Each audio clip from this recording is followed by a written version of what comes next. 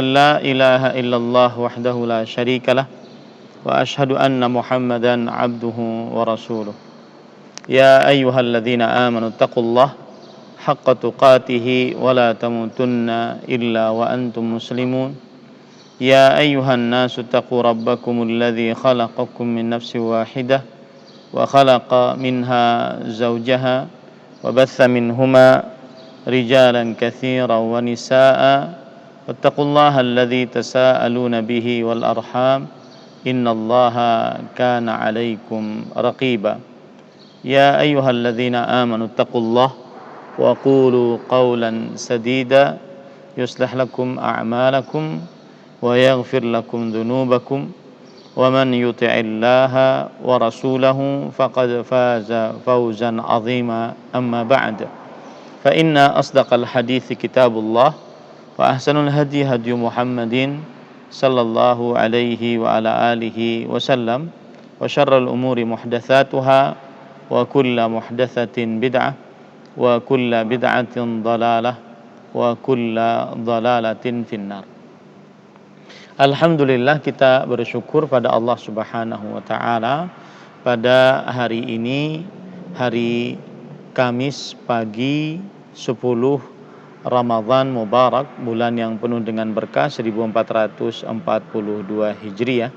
Kita dimudahkan oleh Allah Subhanahu wa taala untuk duduk bersama mengkaji kembali kitab Manhajul Imam Syafi'i fi Itsbatil Aqidah. Manhaj Imam Syafi'i rahimahullah dalam akidah. Dan ini adalah pertemuan yang ke-14.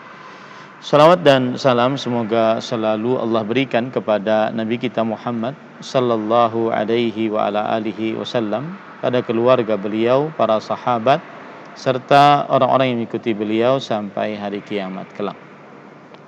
Dengan nama-nama Allah yang husna dan sifat-sifatnya yang ulia, kita berdoa, Allahumma inna nas'aluka ilman nafi'an wa rizqan tayyiban wa amalan mutaqabbala. Wahai Allah, sesungguhnya kami mohon kepada Engkau ilmu yang bermanfaat, rezeki yang baik, dan amal yang diterima. Allahumma amin. Ahibati hafizakumullah, kaum muslimin yang saya cintai karena Allah, para pemirsa Ahsan TV yang semoga selalu dirahmati oleh Allah Subhanahu wa taala. Kita masih di dalam Ushul Syafi'i fi Itsbatil Aqidah, pokok-pokok ajaran Imam Asy-Syafi'i dalam penetapan akidah. Dan pada pertemuan sebelumnya kita sudah sampai kepada halaman yang ke-95, yaitu penulis mengatakan di paragraf terakhirnya, fahadhihi nusus wa ghairuha mimma huwa mutanathirun fi kutubihi wa kutubi ghairihi mimman ruwiya anhu atau mimman rawa anhu tadulluna ala ta'zimil Imam Syafi'i rahimahullah lis-sunnah. Maka nas ini dan selainnya yang banyak terdapat di dalam kitab-kitab Imam Syafi'i dan kitab-kitab selain Imam Syafi'i yang meriwayatkan dari beliau menunjukkan kepada kita tentang pengagungan Imam Asy-Syafi'i rahimahullahu taala terhadap sunnah Rasul sallallahu alaihi wasallam, wa annahu ya'tabiruha kal Qur'an fit tasyri', dan bahwa Imam Asy-Syafi'i rahimahullah menganggap sunnah Rasul sallallahu alaihi wasallam sebagai atau seperti Al-Qur'an di dalam pensyariatan, sawaan fil usuli au fil furu', baik itu di dalam perkara pokok-pokok dasar akidah ataupun di dalam cabang-cabang. Wa sayati min kalamihi rahimahullah ma yadullu ala dzalik, dan akan datang dari perkataan Imam Asy-Syafi'i rahimahullah taala yang menunjukkan akan hal itu, yaitu bahwa beliau menganggap sunnah Nabi Muhammad sallallahu alaihi wasallam, hadis-hadis Rasul sallallahu alaihi wasallam itu seperti Al-Qur'an, baik di dalam pokok ataupun di dalam cabang. Wa annahu la yastajizu mukhalafatuha ila ghairiha, dan bahwa Imam Asy-Syafi'i rahimahullah tidak membolehkan untuk menyelisihinya kepada selainnya fil furu', baik di dalam perkara-perkara cabang, fadlan 'anil usul, apalagi dalam perkara pokok-pokok. Wa fi hadza raddun 'ala ahli al-kalam alladzina in 'amilu bis sunnah fil furu' lam ya'malu biha fil usul.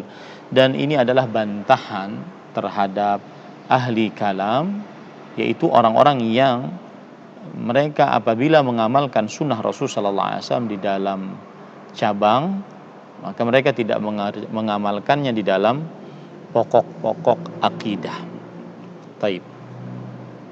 Ahibati hafizakumullah taala, kemudian Imam Asy-Syafi'i rahimahullah taala menyebutkan kemudian penulis mengatakan wa min kalamihi rahimahullah fi dzalika ma rawahu al-Baihaqi bi sanadihi an Sa'id bin Asad qala qultu lisy-Syafi'i ma taqulu fi hadits ar-ru'yah faqala li ya ibn Asad aqdi alayya hayyitu aw mittu inna kulla hadithin yasihhu an Rasulullah sallallahu alaihi wasallam fa inni aqulu bihi wa illam yablughuni. Yang artinya, dan termasuk dari perkataan Imam Asy-Syafi'i rahimahullah dalam perkara itu, yaitu dalam perkara bahwa beliau tidak membedakan antara hadis Rasul sallallahu alaihi wasallam dengan Al-Qur'an, baik di dalam perkara pokok-pokok akidah ataupun di dalam perkara cabang-cabang akidah. Yang menunjukkan akan hal ini adalah apa yang diriwayatkan oleh Imam Al-Baihaqi dengan sanadnya sampai kepada Sa'id bin Asad. Kemudian Sa'id bin Asad rahimahullah berkata kepada Imam Asy-Syafi'i, apa pendapatmu tentang hadis ru'yah, yaitu hadis melihat Allah Subhanahu wa taala nanti di akhirat. Maka Imam Asy-Syafi'i rahimahullah taala berkata kepada Sa'id bin Asad, wahai bin Asad, yaitu anaknya Asad, aku menghukumi atas diriku selama aku hidup ataupun mati bahwa setiap hadis yang sahih dari Rasul sallallahu alaihi wasallam maka aku berpendapat dengannya meskipun tidak sampai kepadaku. Setiap hadis yang sahih dari Rasul sallallahu alaihi wasallam maka aku berpendapat dengannya meskipun tidak sampai kepadaku hadis tersebut. Ini menunjukkan bahwasanya Imam Asy-Syafi'i rahimahullah menetapkan tentang ru'yah, yaitu melihat Allah Subhanahu wa taala nanti di akhirat. Melihat Allah Subhanahu wa taala nanti di akhirat. Dan ini juga menunjukkan bahwa Rasul sallallahu alaihi wasallam menganggap sunnah Rasul atau hadis Rasul sallallahu alaihi wasallam itu seperti Al-Qur'an di dalam pensyariatan, dalam perkara akidah, ibadah, muamalah ataupun adab dan akhlak. Kemudian penulis mengatakan wa bi isnadihi ila al-Humaidi qala sa'ala rajulun syafi'iyya bi Misr an mas'alatin fa aftahu wa qala an-nabiy sallallahu alaihi wasallam kadza fa qala ar-rasul ataqulu bi hadza qala ara'aita fi wasati zannaran atarani kharajtu min al-kanisah aqulu qala an-nabiy sallallahu alaihi wasallam wa taqulu li ataqulu bi hadza arwi an Rasulullah sallallahu alaihi wasallam wa la aqulu bihi. Dan dengan sanadnya kepada Al-Humaidi, beliau bercerita ada seorang lelaki pernah bertanya kepada Rasul sallallahu alaihi wasallam kepada Imam Asy-Syafi'i di waktu beliau berada di Mesir tentang sebuah permasalahan. Lalu Imam Asy-Syafi'i rahimahullah memberikan fatwa kepada orang tersebut. Lalu orang tersebut berkata, Nabi Muhammad sallallahu alaihi wasallam bersabda demikian. Saya ulangi, ada seorang lelaki bertanya kepada Imam Asy-Syafi'i rahimahullah pada waktu beliau sedang berada di Mesir tentang sebuah permasalahan. Lalu Imam Asy-Syafi'i rahimahullah memberikan fatwa kepada orang yang bertanya tersebut. Kemudian Imam Asy-Syafi'i rahimahullah taala menyebutkan hadis Rasul sallallahu alaihi wasallam. Kemudian orang tersebut berkata, apakah engkau mengambil hadis tersebut? Maka Imam Asy-Syafi'i rahimahullah marah dan beliau mengatakan, apakah engkau melihat aku memakai gesper khusus untuk kaum Yahudi dan kaum Nasrani? Apakah engkau melihat aku keluar dari gereja, aku mengucapkan Nabi Muhammad SAW bersabda demikian, sedangkan engkau mengucapkan kepadaku, apakah engkau mengambil hadis tersebut? Ya. Kemudian Imam Syafi'i mengatakan, masa aku meriwayatkan hadis dari Rasulullah SAW sedangkan aku tidak mengambil hadis tersebut. Ini hadis diriwayatkan oleh Imam Al-Baihaqi dalam kitabnya Al-Manaqib. Nah, ini menunjukkan bahwa Imam Syafi'i rahimahullah, beliau menjadikan hadis Rasulullah SAW sama seperti Al-Quran di dalam perihal pensyariatan, dan beliau sangat berpegang teguh kepada hadis Rasulullah SAW, dan beliau murka apabila ada orang yang bertanya kepada beliau apakah beliau mengambil hadis tersebut atau tidak. Nah, beliau mengatakan bahwasanya beliau bukan orang ahlul kitab yang memakai atribut-atribut ahli kitab. Beliau tidak keluar dari gereja, ya. Sampai-sampai beliau meriwayatkan hadis Rasul sallallahu alaihi wasallam, kemudian beliau masih ragu apakah mengambil atau tidak hadis tersebut. Ini beliau sedang marah kepada orang tersebut. Ini menunjukkan bagaimana Imam Asy-Syafi'i rahimahullahu taala, beliau sangat memegang hadis Rasul sallallahu alaihi wasallam dan mengagungkannya.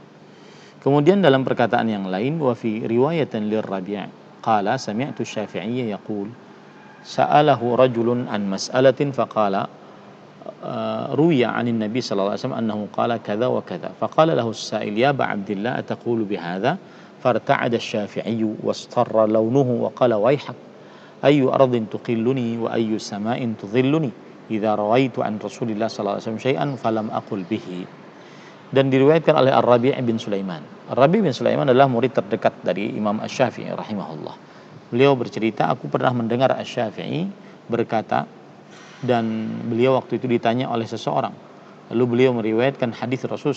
Lalu Imam Syafi'i rahimahullah berkata, dalam permasalahan ini Rasulullah sallallahu alaihi wasallam telah bersabda demikian. Maka orang yang bertanya ini mengatakan, wahai Abu Abdillah. Abu Abdillah adalah kunyahnya Imam Asy-Syafi'i rahimahullah. Apakah engkau mengambil hadis ini? Maka Imam Asy-Syafi'i gemetar, kemudian wajah beliau pucat pasi, kemudian beliau mengatakan, celaka engkau. Bumi mana yang akan bisa menampungku, langit mana yang akan bisa menaungiku jika aku meriwayatkan dari Rasulullah SAW sebuah hadis lalu aku tidak mengambil hadis tersebut. Artinya tidak berpendapat dengan hadis tersebut. Nah, ini hati-hati.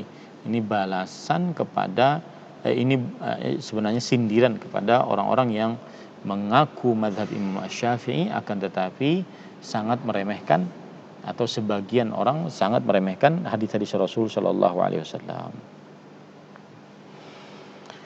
Kemudian Imam Asy-Syafi'i mengatakan, na'am ala ra'si wal ain, ala ra'si wal ain. Iya, ala ra'si wal ain. Itu istilah orang, ala ra'si wal ain. Itu istilah orang Arab. Ya, ala ra'si wal ain itu maksudnya, iya, aku akan mengambil hadis tersebut. Aku sangat tunduk patuh kepada hadis tersebut. Itu maksudnya. Kemudian kata Ar-Rabi' bin Sulaiman, wa sami'tu Syafi'iyya rahimahullah yaqul, aku telah mendengar Imam Asy-Syafi'i rahimahullah berkata, ma min ahadin illa wa yadhhabu alaihi sunnatu Rasulullah sallallahu alaihi wasallam wa ta'zubu anhu fa mahma qallat min qawlin qultu min qawlin aw asaltu min aslin fihi min an Rasul sallallahu alaihi wasallam khilafu ma qultu fal qawlu ma qala Rasul sallallahu alaihi wasallam wa huwa qawli. Artinya Imam Asy-Syafi'i berkata, tidak ada seorang pun kecuali dia berpendapat atas sunnah Rasul sallallahu alaihi wasallam ataupun dia menjauhi dari sunnah Rasul sallallahu alaihi wasallam. Maka apa saja yang aku ucapkan dan apa saja yang aku jadikan sebagai dasar dan di dalamnya terdapat hadis Rasul sallallahu alaihi wasallam yang menyelisihi apa yang aku ucapkan, maka yang menjadi sandaran adalah apa yang diucapkan oleh Rasulullah sallallahu alaihi wasallam, dan dia adalah ucapanku. Artinya gini, Imam Syafi'i ingin mengajarkan kepada murid-muridnya bahwasanya apabila aku mengucapkan sesuatu ternyata ucapanku itu bertentangan dengan Al-Qur'an dan hadis Rasul sallallahu alaihi wasallam, maka yang menjadi ukuran adalah ucapan Rasul sallallahu alaihi wasallam, dan aku mengatakan ucapan tersebut. Ini juga menunjukkan bagaimana Imam Asy-Syafi'i rahimahullah sangat mengagungkan sunnah Rasul sallallahu alaihi wasallam dan hadis Rasul sallallahu alaihi wasallam. Kemudian wa fi lafdhin, dan di dalam lafaz yang lain Imam Asy-Syafi'i rahimahullah berkata, mata rawaitu an Rasulillah sallallahu alaihi wasallam haditsan wa lam akhudh bihi fa ushidukum anna aqli qad dhahab. Kata Imam Asy-Syafi'i rahimahullah, kapan aku meriwayatkan dari Rasul sallallahu alaihi wasallam sebuah hadis, maka aku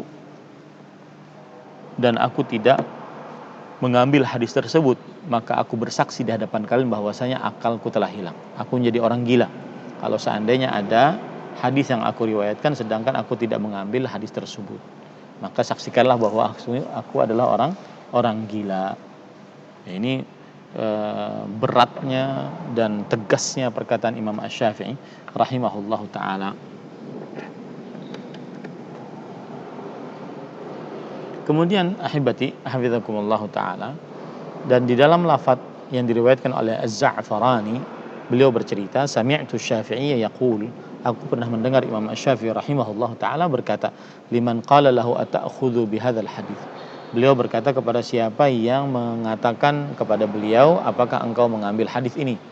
Maka Imam Asy-Syafi'i berkata, tarani fi bai'ah, tarani fi kanisah, tarani alayya zil kuffar, huwa dha tarani fi masjidil muslimin ala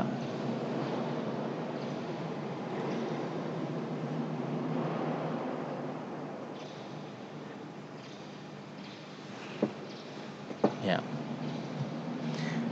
ala zil muslimin mustaqbil qiblatihim arwi haditsan anin nabi sallallahu alaihi wasallam thumma la aqulu bih. Kata Imam Asy-Syafi'i rahimahullah, beliau berkata kepada orang yang mengatakan kepada beliau, apakah engkau mengambil hadis ini? Maka kata Imam Asy-Syafi'i sambil marah, apakah engkau melihat aku di dalam tempat ibadah orang Yahudi? Ataukah engkau melihat aku di dalam gereja? Apakah engkau melihat aku sedang memakai pakaian-pakaian orang kafir? Ya. Engkau melihat aku di masjid kaum muslimin dan aku memakai pakaiannya orang kaum muslimin, dan aku menghadap ke kiblat kaum muslimin, lalu aku meriwayatkan hadis Rasul sallallahu alaihi wasallam. Kemudian aneh kalau seandainya aku tidak mengambil hadis tersebut. Aku tidak bermadhab dengan hadis tersebut. Ini sebuah keanehan. Kata penulis Syekh Muhammad bin Abdul Wahhab Al-Aqil rahimahullah, wa min ta'dhimihi lil hadis annahu kana yas'alul Imam Ahmad rahimahullah anil haditsis sahih. Dan termasuk daripada pengagungan Imam Asy-Syafi'i rahimahullah terhadap hadis Rasul sallallahu alaihi wasallam, bahwasanya beliau senantiasa bertanya kepada Imam Ahmad rahimahullah tentang hadis yang sahih. Fayaqul, lalu Imam Asy-Syafi'i rahimahullah berkata, idza sahha indakumul hadis anin nabi sallallahu alaihi wasallam faqulu hatta adhhaba ilaih. Jika telah sahih menurut kalian hadis Rasul dari Nabi Muhammad sallallahu alaihi wasallam, maka ucapkanlah sampai sebelum hilang, sampai aku berpendapat kepadanya. Ya, artinya gini, apa saja dari hadis Rasul sallallahu alaihi wasallam maka sampaikan kepadaku. Aku pasti akan mengambil.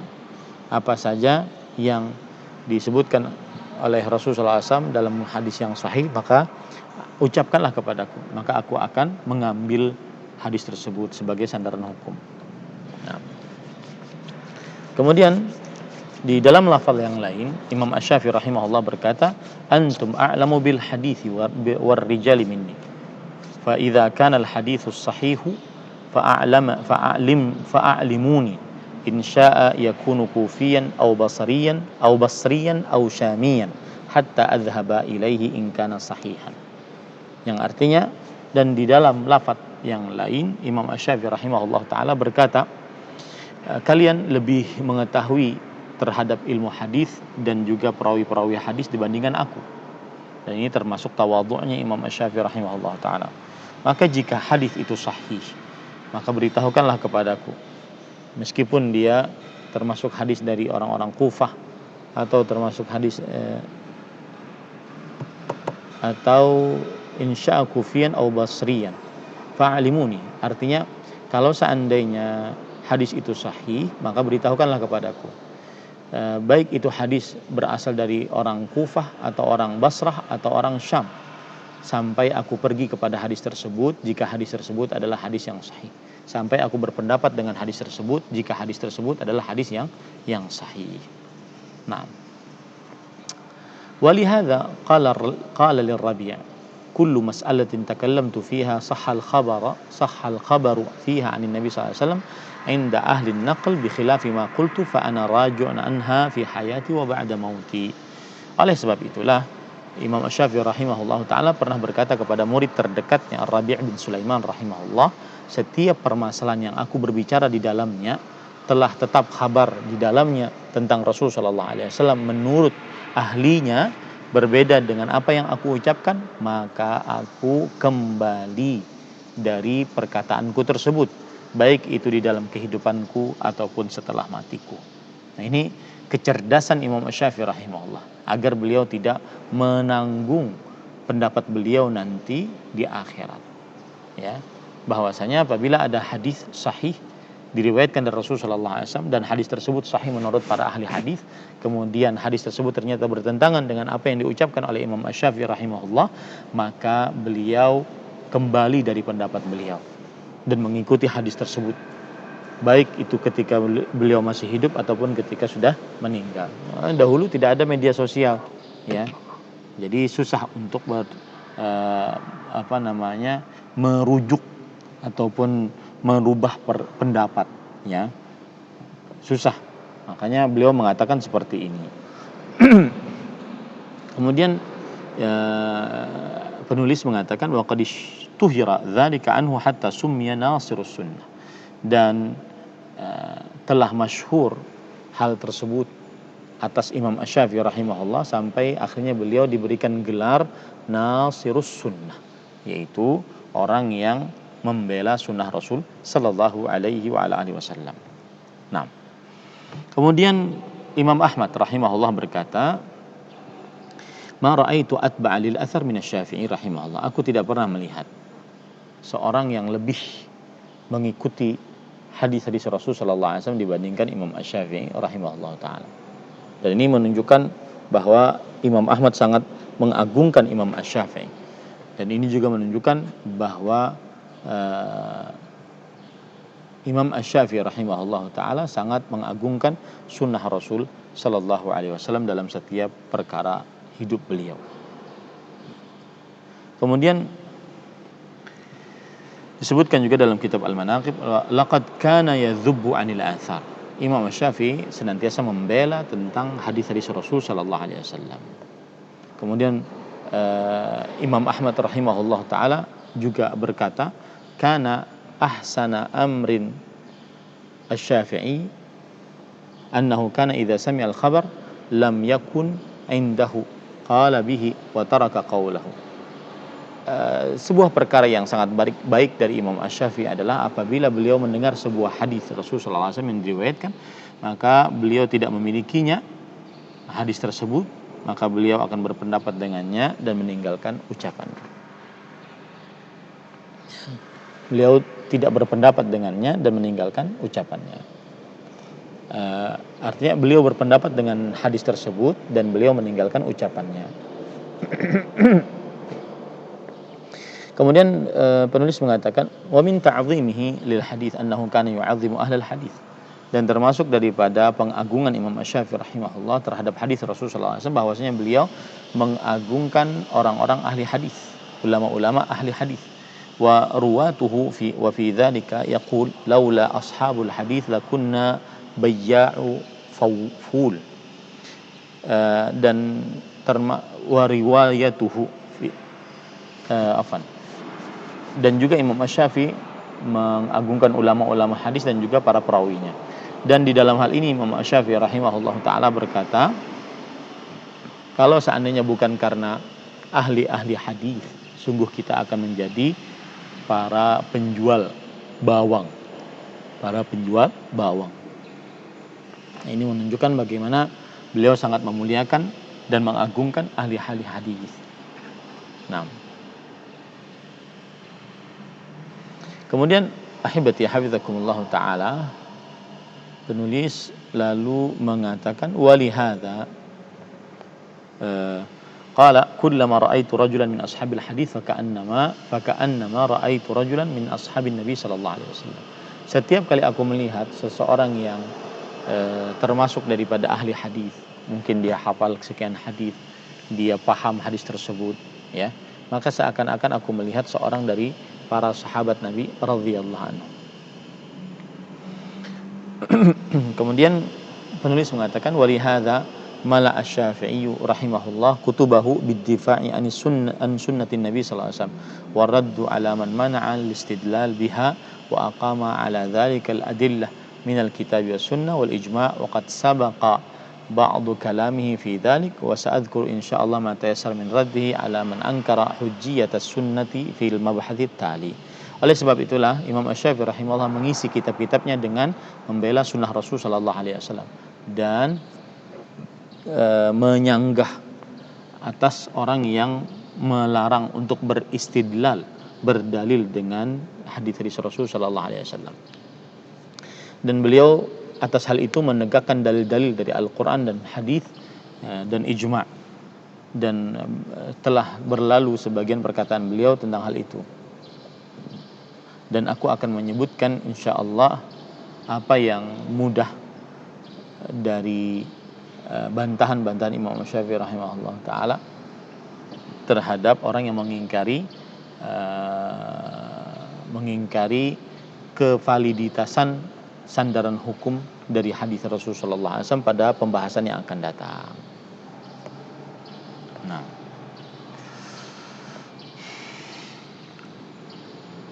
bab ini sangat banyak para ikhwan yang dirahmati oleh Allah Subhanahu wa taala. Ya, yang jelas dari tadi kita membahas tentang bahwa Imam Asy-Syafi'i rahimahullah beliau sangat gigih membela sunnah Rasul sallallahu alaihi wasallam. Baik. Kemudian penulis mengatakan raddal Imam Syafi'i rahimahullah ala man ankara hujjiyat as-sunnah. Raddul Imam Syafi'i rahimahullah ala man ankara hujjiyat as-sunnah. Bantahan Imam Syafi'i rahimahullah terhadap orang yang mengingkari kevaliditasan hukum dari sunnah Rasul sallallahu alaihi wasallam. Bantahan Imam Syafi'i rahimahullah atas orang yang mengingkari kevaliditasan hukum terhadap sunnah Rasul sallallahu alaihi wasallam. Sekarang kita baca. Qala Syafi'i rahimahullah, Imam Syafi'i berkata, lam asma ahadan nasabahun nas aw nasaba nafsahu ila ilmin yukhalifu fi anna faradallah azza wa jalla ittiba'u amri Rasul sallallahu alaihi wasallam wa taslim li hukmihi bi anna Allah azza wa jalla lam yaj'al li ahadin illa ittiba'ah wa annahu la yalzam qawlun bi kulli halin illa bi kitabillah aw sunnati Rasulillah sallallahu alaihi wasallam wa anna ma siwahuma taba'un lahuma wa anna faradallahu alaina wa ala man ba'dana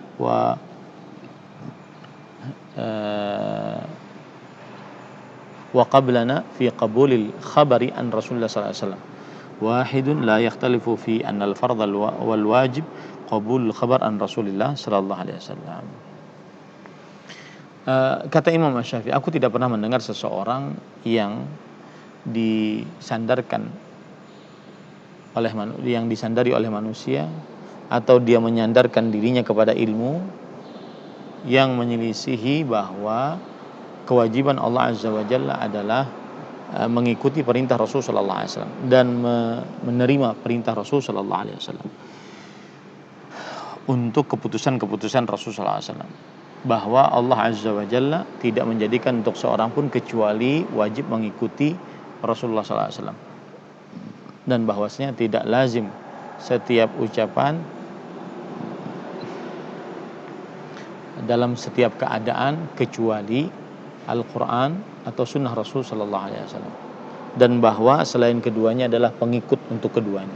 Dan Allah Subhanahu wa taala telah mewajibkan atas kita dan atas orang-orang setelah kita dan sebelum kita untuk menerima hadis dari Rasulullah sallallahu alaihi wasallam.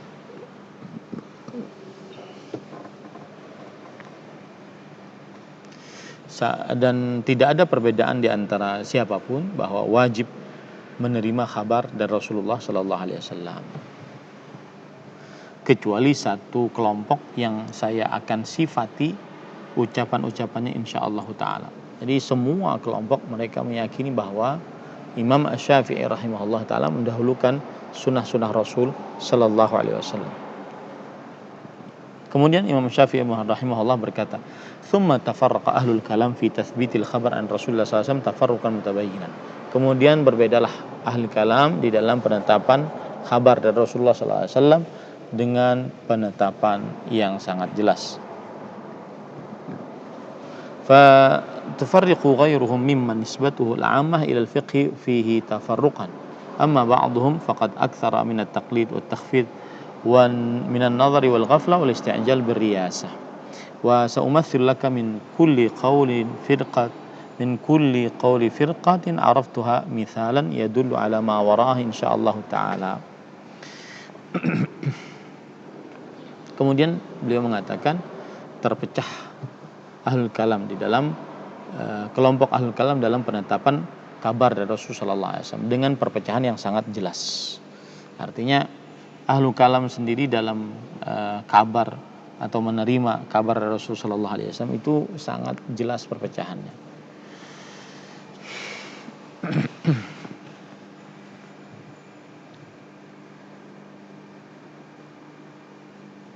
Ada yang mengikuti taklid dan juga meremehkan penelitian dan melalaikan dan tergesa-gesa untuk mendapatkan kepemimpinan, ya. Kemudian Syekh mengatakan, aku akan misalkan setiap ucapan dari kelompok yang aku kenal sebagai misal yang menunjukkan bahwa apa saja yang di belakang Rasul, yang di belakangnya insyaallah taala.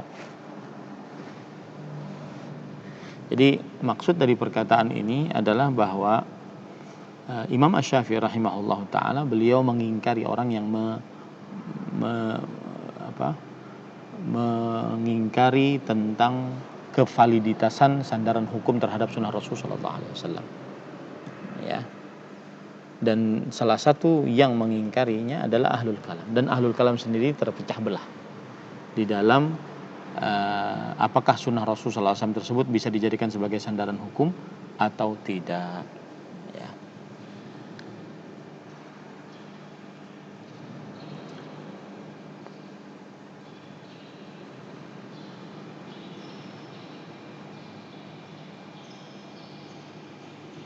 Dan kemudian setelah itu penulis membawakan contoh-contoh perpecahan yang terjadi di tengah ahlul kalam. Beliau mengatakan kelompok yang pertama, hiyallati angkaratis sunnah jumlatan wa tafsilan. Dialah yang mengingkari sunnah Rasul sallallahu alaihi wasallam sedikit ataupun banyaknya. Wa rafadat an takuna sunnatu aslan min usulit tasyri' al-islami. Dan ia menolak sunnah Rasul sallallahu alaihi wasallam menjadi pokok dasar dari pokok-pokok ajaran Islam dalam pensyariatan Islam. Bihujjati anna al-Qur'an al-Karima qad ishtamala ala kulli syai' wa annahu la yumkinu litmi'nanu ila al-ahadits allati yarwiha ar-ruwat wa hum bashar yajuzu alaihim al-khata' wa nisyan. Dengan alasan bahwa Al-Qur'anul Karim telah mencakup setiap apa saja, dan bahwasanya tidak mungkin kita merasa tenang dengan hadis-hadis yang diriwayatkan oleh para perawi, karena para perawi itu manusia, kadang dia bisa salah, kadang dia bisa lupa. Ini adalah golongan yang pertama yang menolak sunnah Rasul sallallahu alaihi wasallam sama sekali. Yang menolak sunnah Rasul sallallahu alaihi wasallam sama sekali. Golongan yang kedua, hiyallati rafadhatil hadis in zada al-Qur'an wa qalat la naqbalu anil ahadits illa ma kana bayanan lil Qur'an. Dia adalah kelompok yang menolak hadis Rasul sallallahu alaihi wasallam jika menambah atas apa yang ada dalam Al-Qur'an. Dan kelompok ini mengatakan kami tidak menerima kecuali dari hadis-hadis yang merupakan pengecualian dan penjelasan dari Imam Asy-Syafi'i rahimahullah ta'ala. Kelompok yang ketiga, hiya allati rafadhatil hadits al-ma'rufa bi haditsil ahad mahma kanat darajatu ruwatihi min al-adalah wad-dhabt wa la tuqbal min al-hadits illa ma tawatara 'anin nabi sallallahu alaihi wasallam. Wa hadhihi at-ta'ifatu sawfa adhkuru radd al-imam asy-Syafi'i 'alaiha fi bayani mawqifihi min khabar al-ahad insyaallah. Dan kelompok yang ketiga yaitu dialah yang menolak hadis Rasul sallallahu alaihi wasallam yang jenisnya hadis ahad. Bagaimanapun keadaan hadis ahad tersebut, apakah perawinya adil semua, ya, maka selama dia hadis tak ahad dia tolak. Dia hanya menerima dari hadis adalah hadis-hadis yang mutawatir dari Nabi Muhammad sallallahu alaihi wasallam. Dan kata penulis, kelompok ini saya akan sebutkan bantahan Imam Asy-Syafi'i rahimahullah terhadap mereka tentang penjelasan pendapat Imam Asy-Syafi'i rahimahullah taala dari hadis-hadis yang ahad, hadis-hadis yang ahad. Wallahu a'lam.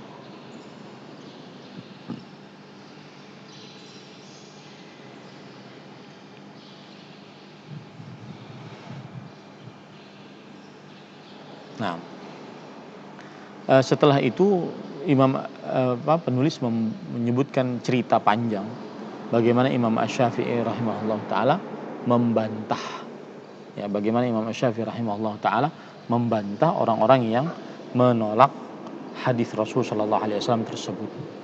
Yaitu orang-orang yang menolak hadis Rasul sallallahu alaihi wasallam tersebut. Ceritanya panjang, mungkin waktu kita tidak cukup. Kita sekarang masuk kepada pertanyaan. Jadi inti yang sudah kita sampaikan tadi adalah bahwa Imam Asy-Syafi'i rahimahullah taala beliau membantah orang-orang yang mengingkari tentang sunnah dijadikan sebagai sandaran hukum, ya. Dan orang-orang yang mengingkari sunnah dijadikan sebagai sandaran hukum itu ada 3 kelompok yang mengingkari sama sekali hadis Rasul sallallahu alaihi wasallam, baik secara rinci ataupun secara global. Kemudian yang kedua, yang menolak hadis Rasul sallallahu alaihi wasallam jika ada tambahan dari Al-Qur'an. Yang ketiga, menolak hadis Rasul sallallahu alaihi wasallam jika hadisnya ahad, bukan mutawatir. Kemudian Imam Syafi'i rahimahullah taala disebutkan oleh penulis di sini secara lengkap, beliau membantah orang-orang yang cuma percaya kepada Al-Qur'an dan tidak percaya sama sekali kepada sunnah Rasul sallallahu alaihi wasallam. Nah, berarti kita berhenti pada halaman yang ke-100, ya. Ini mohon admin diingat, ditulis. Jadi tidak senantiasa bertanya sebelum kajian, ya. Halaman 100 di paragraf yang pertama. Nah, silahkan jika ada yang ingin ditanyakan. Wallahu a'lam. Nah. Jazakumullah khairan atas pembahasan tadi. Sebelumnya pembahasan kitab Manhaj Aqidah Imam Asy-Syafi'i, dan selanjutnya kita masuk ke sesi yang kedua, yaitu sesi tanya jawab. Tapi sebelum itu kami mengingatkan lagi, mengajak para pemirsa Hasan TV bagi yang ingin bertanya bisa melalui telepon secara langsung dengan nomor 0813 1829 4352, ataupun bagi para pemirsa yang ingin bertanya melalui WhatsApp atau pesan singkat bisa melalui nomor 0813 1445 5557. Baik, kita masuk ke pertanyaan pertama, Ustaz. Pertanyaan sambil kita menunggu penelpon yang masuk, kita bacakan terlebih dahulu pesan singkat yang sudah masuk. Assalamualaikum warahmatullahi wabarakatuh, Ustaz. Bagaimana pernyataan dari kelompok Syiah yang mengatakan bahwa Al-Quran sekarang ini tidak lengkap dan ada yang disembunyikan oleh Ahlus Sunnah? Dari Taufik Ibnu Kemal. Baik, Ustaz. Bismillah, walhamdulillah, wassalatu wassalamu ala rasulillah wa ala alihi wa sahbihi wa man walah. Ahibati, hafizakumullahu ta'ala. Allah subhanahu wa ta'ala berfirman di dalam Al-Quran, inna nahnu nazzalna dzikra wa inna lahu lahafidhun. Sesungguhnya kami turunkan Al-Quran dan sesungguhnya kami akan selalu menjaga Al-Quran tersebut. Ayat ini bantahan kepada kaum Syiah Rafidhah yang menyatakan Al-Quran tidak lengkap dan masih disembunyikan oleh Imam Mahdi. Dan pendapat ini adalah pendapat yang bisa mengeluarkan orang-orang Syiah Rafidhah dari agama Islam karena bertentangan dengan ayat Al-Quran. Keyakinannya bertentangan dengan ayat Al-Quran. Wallahu a'lam. Na'am. Baik, jazakumullah khairan atas jawabannya Ustaz. Mudah-mudahan bisa bermanfaat bagi penanya. Dan kita lanjut ke pertanyaan selanjutnya Ustaz. Afan Ustaz, ini di luar tema. Assalamualaikum. Bagaimana hukumnya jika seorang anak perempuan angkat atau adopsi hasil zina menikah tapi nasabnya disandarkan kepada ayah angkatnya? Apakah pernikahannya sah? Mohon penjelasannya Ustaz. Khairan dari Ummu Saka, Indramayu, Jawa Barat. Bismillah walhamdulillah wassalatu wassalamu ala rasulillah wa ala alihi wa sahbihi wa man wala. Jawabannya adalah baik itu anak angkat dari hasil zina ataupun anak angkat dari hasil pernikahan yang sah secara Islam, maka jika mengangkat seorang anak tidak diperbolehkan untuk menyandarkan nasabnya kepada selain bapak kandungnya, atau kalau seandainya dia anak zina maka disandarkan kepada ibu kandungnya atau keluarga ibu kandungnya. Tidak boleh disandarkan kepada bapak yang mengangkatnya sebagai anak. Wallahu a'lam. Jazakumullah khairan atas jawabannya Ustaz tadi. Kembali lagi kami mengingatkan para pemirsa Hasan TV, bagi yang ingin bertanya bisa melalui telepon secara langsung dengan nomor 0813 1829 4352. Ataupun bagi para pemirsa yang mau bertanya melalui WhatsApp bisa melalui nomor 0813 1445 5557. Tapi Ustaz, kita lanjut ke pertanyaan selanjutnya yang sudah masuk dari pesan singkat. Afan Ustaz, ini di luar tema lagi. Assalamualaikum Ustaz, saya mau nanya bagaimana apabila dulu pernah meninggalkan puasa Ramadan, tapi sekarang insya Allah sudah hijrah, apakah puasa Ramadan yang tertinggal itu apa tetap harus saya ganti? Mohon nasihatnya Ustaz. Bismillah walhamdulillah wassalatu wassalamu ala rasulillah wa ala alihi wa sahbihi wa man walah. Meninggalkan puasa Ramadan dengan sengaja tanpa ada alasan syar'i padahal dia adalah seorang yang diwajibkan atas berpuasa Ramadan, maka ini dosa besar. Dan Imam Az-Zahabi rahimahullah ta'ala mengatakan bahwa menurut orang-orang yang beriman, siapa yang meninggalkan puasa Ramadan tanpa ada alasan syar'i padahal dia diwajibkan untuk berpuasa Ramadan, maka annahu syarrun minaz zani wa mudminil khamar. Dia lebih buruk daripada seorang pezina dan seorang yang pecandu minuman khamar. Wa yashukkuna fi islamin, dan ulama-ulama Islam meragukan keislamannya. Wa yadhunnuna bihi zandaqata wal inhilal, dan ulama-ulama Islam menuduh dia sebagai seorang yang zindiq, munafik akbar. Lisannya Islam, hatinya penuh dengan kekufuran, dan inhilal, yaitu orang yang ateis. Nah, berhati-hatilah jangan sampai seorang muslim meninggalkan puasa Ramadan dengan sengaja tanpa ada alasan syar'i padahal dia diwajibkan untuk berpuasa Ramadan. Kemudian apabila ada orang yang dulunya meninggalkan puasa Ramadan tanpa alasan syar'i padahal dia diwajibkan untuk berpuasa Ramadan, maka wajib dia bertobat kepada Allah dengan sebenar-benar tobat. Bertobat dengan ikhlas, menyesali, memperbanyak istighfar, kemudian setelah itu dia bertekad untuk tidak mengulangi perbuatannya lagi, lalu dia terus berpuasa, tidak pernah tidak puasa selama dia tidak ada alasan syar'i. Kemudian yang kedua adalah tidak ada qadha atas orang seperti ini, karena ibadah puasa adalah ibadah yang mempunyai waktu tertentu ditentukan oleh Allah Subhanahu wa taala dalam Al-Qur'an ataupun hadis-hadis Rasul sallallahu alaihi wasallam. Maka ibadah yang mempunyai batasan waktu awalan dan akhiran tidak diperbolehkan untuk dikerjakan di luar waktu. Maka bagi siapa yang meninggalkan puasa Ramadan dengan tanpa alasan syar'i padahal dia sudah diwajibkan atasnya untuk berpuasa, dengan sengaja dia tinggalkan, tidak ada alasan bagi dia untuk meninggalkannya, maka dia bertobat dan tidak ada qadha atasnya menurut pendapat yang lebih kuat. Wallahu a'lam. Nah, Jazakumullah khairan barakallahu fiik atas jawabannya Ustaz. Kita lanjut lagi ke pertanyaan selanjutnya. Assalamualaikum warahmatullahi wabarakatuh Ustaz. Apakah mempelajari Islam kepada sunnah dapat disebut sebagai radikal? Mohon pencerahannya. Apakah kata radikal berkonotasi dengan kekerasan apa bukan? Dari hamba Allah di Cikarang. bismillah walhamdulillah wassalatu wassalamu ala rasulillah.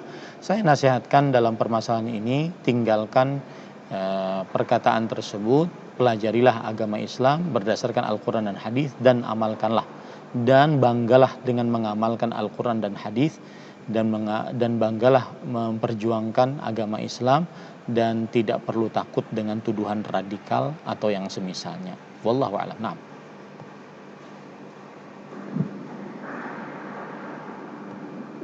Barakallahu fiik atas jawabannya Ustaz. Selanjutnya Ustaz, pertanyaannya, Assalamualaikum Ustaz. Bagaimana hukum pendapat pelaku wisata yang menyediakan tempat berkumpul laki-laki dan perempuan yang pengunjungnya didominasi kalangan remaja? Lokasinya di Sapana dan pengunjungnya lebih banyak yang nginap di sana. Baik Ustaz. bismillah walhamdulillah wassalatu wassalamu rasulillah wa ala alihi wa sahbihi wa man wala.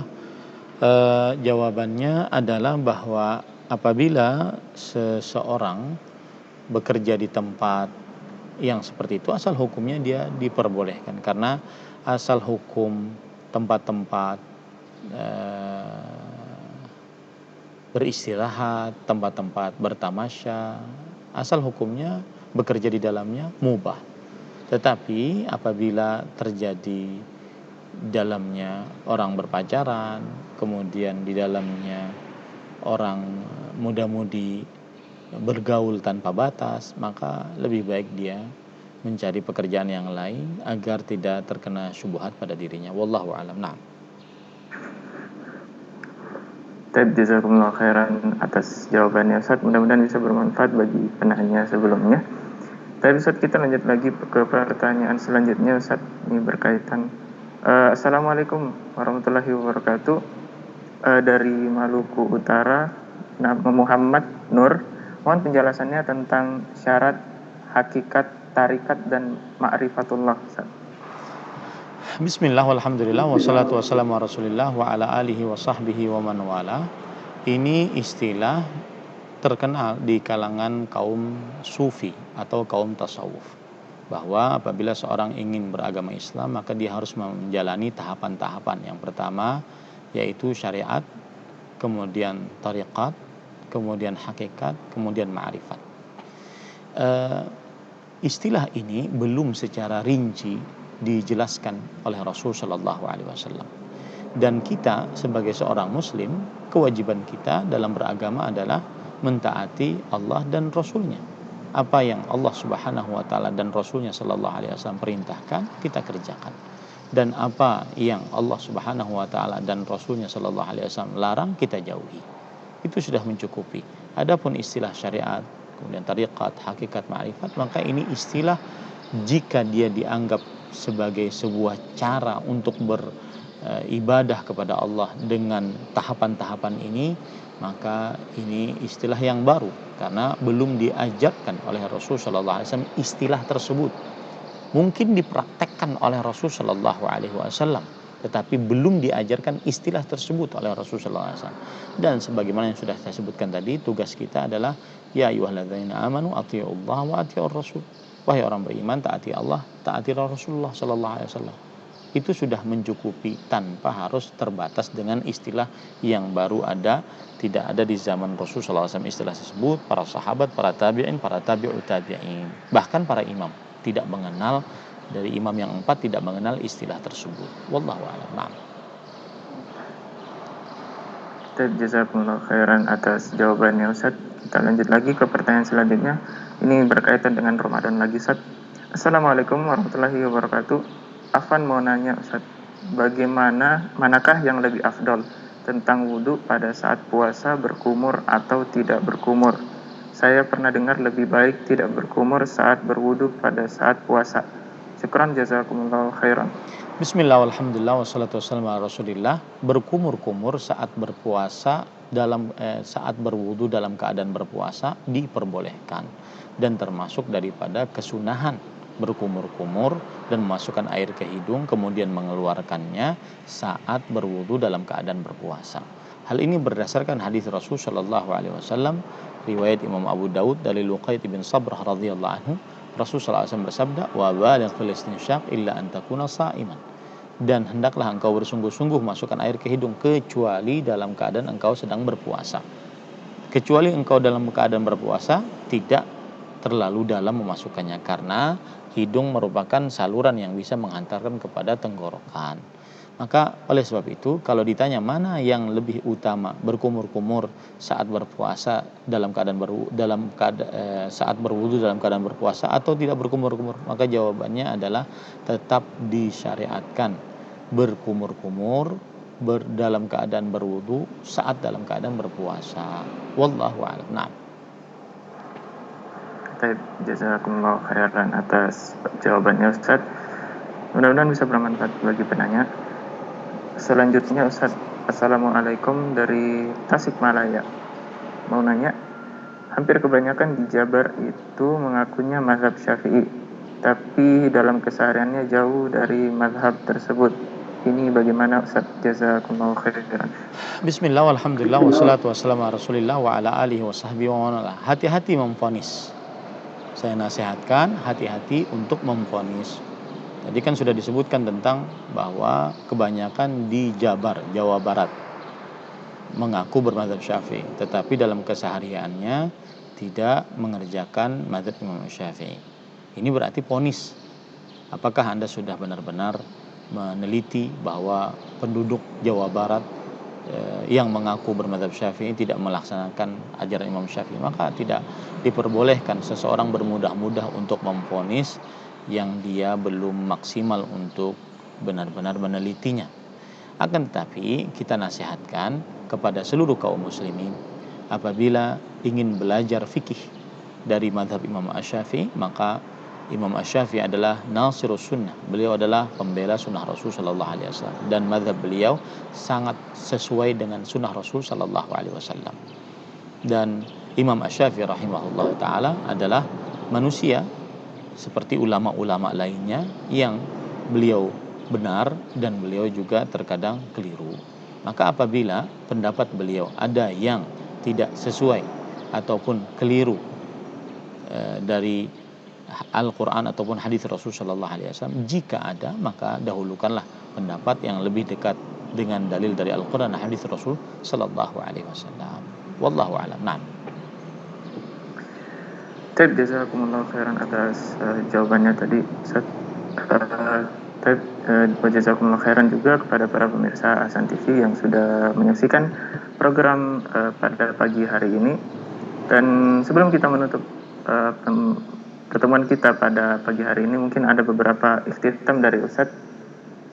Bismillah, walhamdulillah, wassalatu wassalamu ala rasulillah wa ala alihi wa sahbihi wa wala. Di penghujung kajian ini saya ingin mengingatkan beberapa peringatan tentang puasa, karena kita sekarang berada di dalam bulan Ramadan. Peringatan yang pertama yaitu berpuasa memberikan peringatan kepada kita agar kita saat dalam kehidupan di dunia juga perlu untuk merasakan rasa lapar, rasa haus. Bahkan merasa lapar dan merasa haus itu adalah kebiasaannya Nabi dan para sahabat Nabi radhiyallahu anhu. Sering sekali para salafus saleh, para sahabat, para tabi'in, terutama para sahabat mengatakan, lam asba mundu, aku tidak pernah kenyang semenjak sekian lama. Aku belum kenyang, tidak pernah kenyang semenjak sekian ini, semenjak 4 tahun, semenjak 30 tahun, semenjak 16 bulan, semenjak 3 hari 3 malam. Nah, ini yang patut diperhatikan saat berpuasa adalah kita akhirnya merasakan rasa lapar. Dan rasa lapar ini termasuk dari kebiasaan para salafus saleh. Bukan berarti mereka tidak memiliki sesuatu untuk yang dimakan, akan tetapi mereka kebiasaannya kadang mereka lapar, kadang mereka juga kenyang. Sebagaimana perkataan Abdullah bin Umar radhiyallahu anhuma, lam ashba mundu arba'ata ashhur. Aku belum pernah kenyang semenjak 4 bulan yang lalu. Bukan berarti lam ajid ma akulu, bukan berarti aku tidak mendapati apa yang aku makan. Walakinni sahabtu qauman kanu yaju'una marratan wa yashba'una marratan. Akan tetapi aku pernah berkawan dengan orang-orang, yaitu para sahabat Nabi radhiyallahu anhu, yang kadang mereka lapar dan kadang mereka kenyang. Kemudian Imam Abu Hamzah mengatakan lam ashba mundu 30 syahran illa lidhaif. Aku belum pernah kenyang semenjak 30 bulan yang lalu, kecuali satu kali, itu pun ketika aku menerima tamu. Karena ketika menerima tamu, kita menyediakan yang lebih untuk tamu tersebut di hari pertama.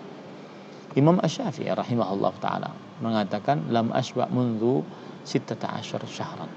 Aku tidak pernah kenyang semenjak 16 bulan yang lalu. Kemudian beliau mengatakan i'lam anna syab'a, ketahuilah bahwasanya terlalu kenyang itu yuqsil qalba,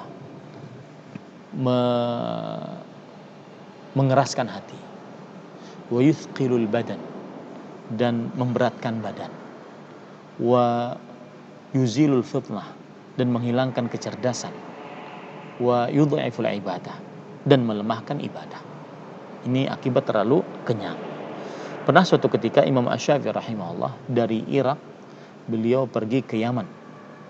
Kemudian beliau bertemu dengan guru beliau Abdul Razzaq As-San'ani rahimahullah. Kemudian disuruh imam oleh gurunya. Saat Imam Ahmad rahimahullah ta'ala, beliau lupa saat sholat. Kemudian ditanya setelah sholat, kenapa engkau lupa? Kata Imam Ahmad rahimahullah, lam akul mundu 3 ayyam. Karena aku lapar, karena aku tidak makan semenjak 3 hari, 3 malam. Nah, ini menunjukkan bahwasanya dari puasa kita belajar keutamaan lapar. Kalau kita ingin menarik garis merah, sebenarnya urusan makan ini kaedahnya bagaimana sih? Maka Imam Asy-Syafi'i, Imam Ibnu Qayyim rahimahullah mengatakan kaedah makan adalah yad'u ta'amahu wa huwa yashtahi. Dia meninggalkan makanannya saat dia sedang ingin. Meninggalkan makanannya saat dia sedang ingin. Jadi sudah makan, masih ingin, maka cukupkan. Ya, cukupkan. Kemudian kaedah yang lain juga disebutkan oleh Syekh Al-Allamah Profesor Dr. Abdul Razzaq bin Abdul Muhsin Al-Badr hafizahumullah. Beliau mengatakan kum min ta'amika wa anta tashtahi wa la taqum min ta'amika wa anta tashtaki. Yang artinya bangunlah, berhentilah dari makan dalam keadaan engkau masih menginginkannya, dan jangan engkau bangun, jangan engkau berhenti dari makan dalam keadaan engkau merasa sakit darinya. Orang apabila kalau sudah makan, kan buka puasa itu terlalu banyak makan, akhirnya kembung perutnya, habis makan malah dia aduh. Ini kan itu yang dimaksud oleh oleh Syekh Al-Allamah Profesor Dr. Abdul Razzaq bin Abdul Muhsin Al-Badr hafizahumullah ta'ala. Bangunlah dari makanmu saat engkau masih menginginkannya. Artinya berhentilah dari makan saat engkau masih menginginkannya. Dan janganlah engkau bangun dari makananmu dalam keadaan engkau sangat sakit karena engkau terlalu kenyang. Orang kalau sudah kekenyangan kan aduh. Nah, ini tidak boleh seperti itu. Dan subhanallah, ada hadis yang Rasul sallallahu alaihi wasallam dari kaidah-kaidah yang disebutkan oleh para ulama tadi, sebenarnya diambil dari hadis Rasul sallallahu alaihi wasallam riwayat Imam Tirmidzi yang berbunyi hasbul adami luqaimatun yuqimna sulbahu fa in ghalabatil adamiyya nafsuhu fa thuluthun lit ta'am wa thuluthun lisyarab wa thuluthun lin nafas. yang artinya cukup bagi anak Adam beberapa suapan saja untuk menegakkan punggungnya. Kita itu makan kan untuk agar tegak punggung kita, ya. Makanya kalau kita lapar kan sering nunduk, kalau kita puasa sering nunduk karena kita lapar. Ya, untuk makan, untuk menegakkan beberapa suapan saja. Kalau seandainya hawa nafsu kita mengalahkan diri kita, maka boleh lebih dari beberapa suap, sepertiga untuk makanan, sepertiga untuk minuman, sepertiga untuk bernafas. Jangan 3/3-nya untuk makan dan minum, ya, akhirnya begah, ya. Dan hadis ini dibawakan oleh Al-Hafidz Ibnu Rajab Al-Hambali rahimahullahu taala di dalam kitab beliau Jami'ul Ulum wal Hikam, Syarh 50 hadisan min Jawami'il Kalim. Hadis ini merupakan tambahan dari 40 hadis yang dikumpulkan oleh Imam Nawawi, ditambah oleh Imam Al-Hafidz Ibnu Rajab Al-Hambali. Ini menunjukkan bahwa hadis ini pendek tetapi syarat makna, ya. Bahkan Imam Ibnu Rajab Al-Hambali rahimahullahu taala beliau menyebutkan tentang faedah menarik dari seorang dokter yang bukan beragama Islam. Kata beliau, dokter yang bukan beragama Islam ini mengatakan, "Lau alimal uqala wa hadzal hadits wa amiluhu la ughliqatil mustashfiyat." Kalau seandainya orang-orang berakal mengetahui hadis ini dan mengamalkannya, maka niscaya rumah sakit akan tertutup karena tidak ada yang sakit akibat mengamalkan hadis ini. Sepertiga untuk makan, sepertiga untuk minum, sepertiga untuk bernafas. Ini adalah peringatan yang pertama. Peringatan yang kedua yaitu sebagian orang berbuka kadang-kadang terlalu banyak menu berbukanya. Akhirnya padahal yang dimakan cuma sedikit. Akhirnya masih tersisa banyak. Cuma dicicip saja. Ya, dia cuma cinta mata saja. Tapi pas akan buka yang dimakan hanya sedikit, akhirnya terbuang. Kalau seandainya sisa makanan tersebut diberikan kepada orang yang miskin, orang yang fakir, yang memerlukan, maka ini baik. Tapi kalau seandainya dibuang di tempat sampah, maka ini termasuk sikap yang mubazir dan itu tercela dan itu tidak elok. Karena orang-orang yang mubazir itu adalah kawan setianya syaitan. Innal mubadzirina kanu ikhwana syayatin. Maka hati-hati jangan membuang-buang makanan saat berbuka puasa. Wallahu alam. Sallallahu Nabi Muhammad. Walhamdulillahirabbil alamin. Wassalamualaikum warahmatullahi wabarakatuh.